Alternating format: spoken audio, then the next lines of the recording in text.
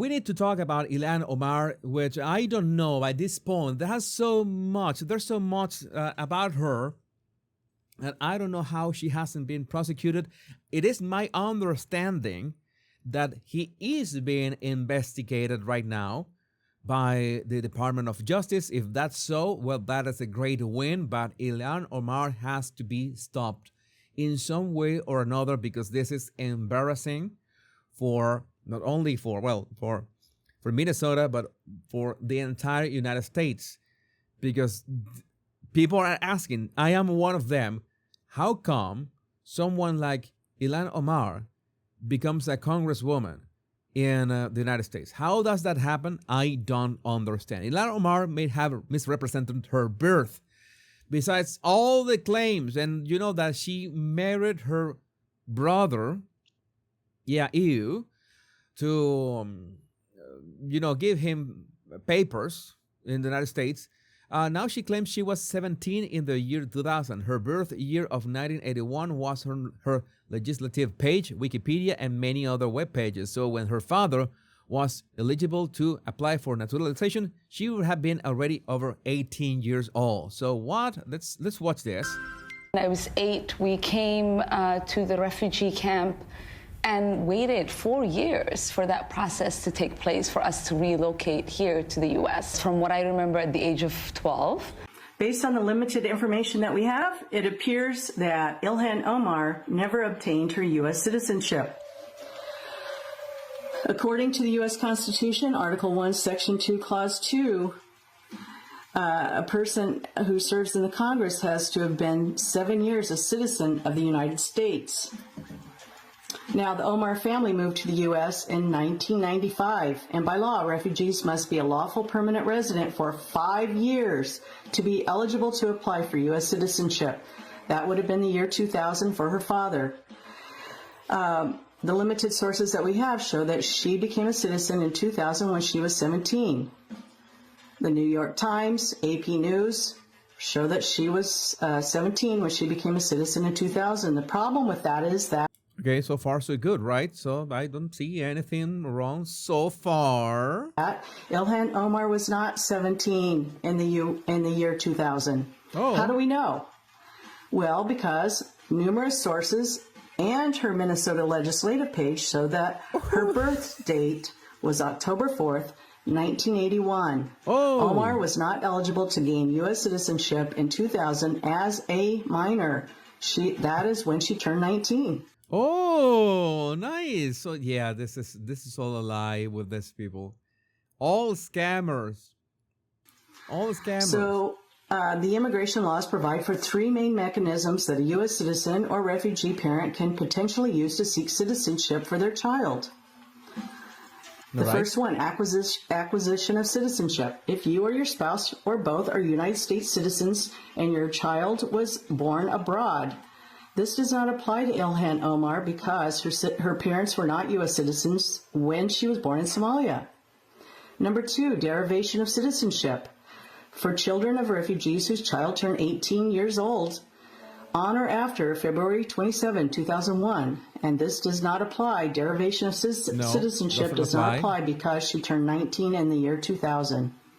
Number 3, application for citizenship under Section 322 of the Immigration and Naturalization Act. One parent is a U.S. citizen, usually by naturalization. Now, remember, her father could only apply for naturalization in the year 2000, and the child has to be under the age of 18, which she was not. Yeah. So, number 3 does not apply to Ilhan Omar. It was a scam as well. She was not under 18 years old. They just forged something. This is embarrassing. This is embarrassing. It appears Ilhan Omar never obtained U.S. citizenship as an adult in the year 2000 when she was 19, and then legally eligible to apply and become a U.S. citizen. Ilhan Omar has not corrected the record. U.S. citizenship is a requirement to serve in the U.S. Congress, and the American people have a right to verify that U.S. citizenship. Naturalization records are only obtainable through a Freedom of Information Act request. Here's the catch. That request will not be answered unless Omar gives her permission Oh, for that request to be fulfilled. no. So until Ilhan Omar No provides way. proof of her U.S. citizenship, Which she won't. rather than thinking of her as a dual citizen, we will think of her as a Somali nationalist. Ilhan Omar, the American people have a right to know. We need verification that you actually obtained U.S. citizenship. Oh my God, she's gonna craft that on ChatGPT. She's gonna add ChatGPT to generate something, and yeah, this is my birth certificate, and you would see that the wacky letters and all that stuff.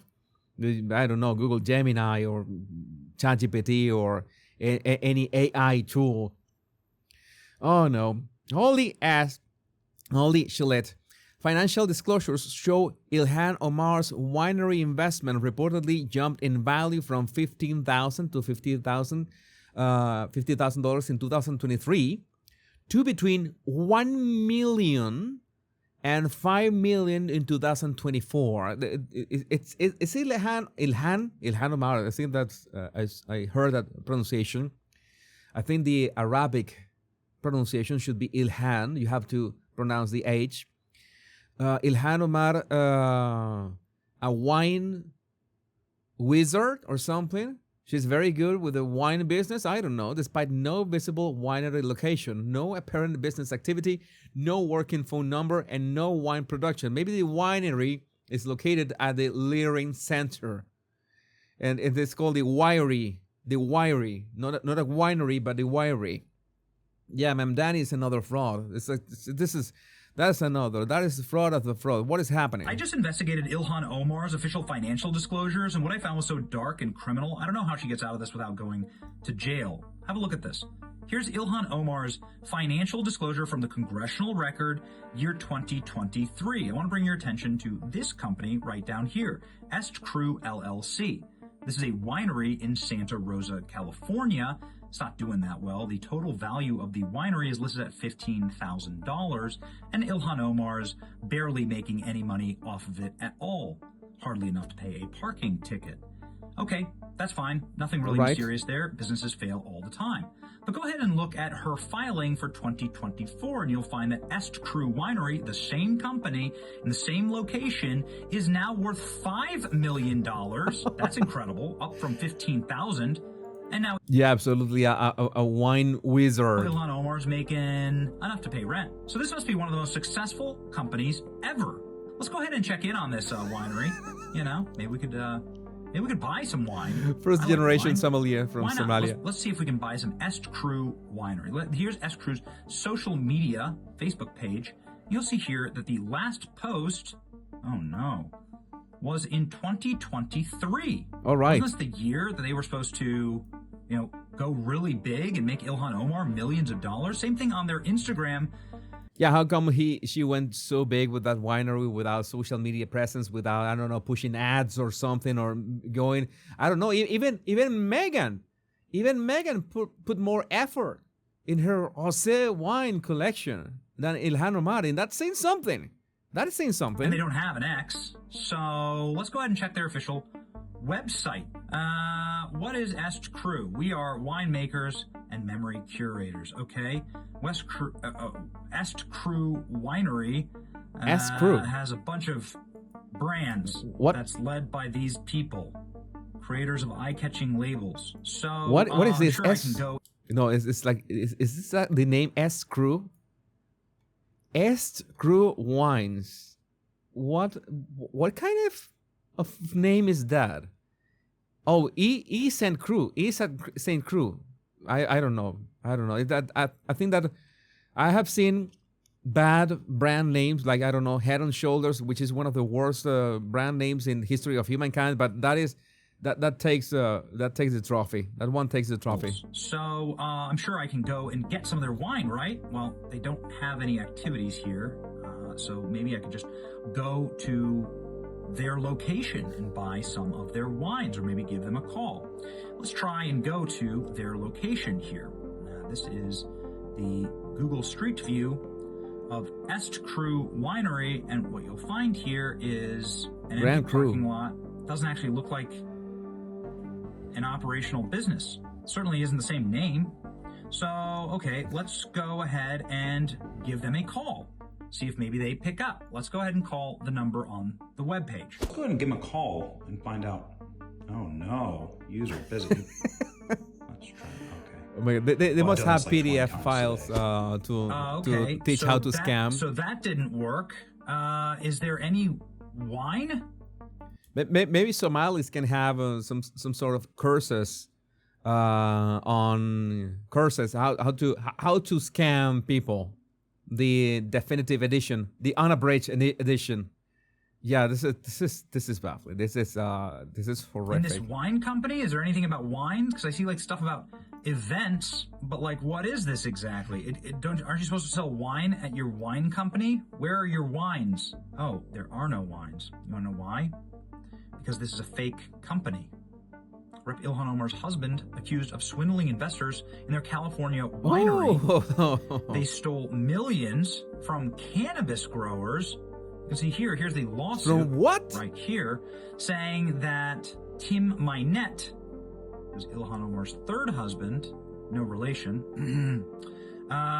swindled his investors and defrauded them. How did Minette get this relationship? Well, the current Attorney General of Minnesota, Keith Ellison, used to work for him. Oh no, this is way too much. The amount of corruption here and scamming, corruption, everything. This is like this cancer. What is happening? What happened to Minneapolis? What happened to Minnesota? This is way too much. This is way too much. I don't know. These people. It is the.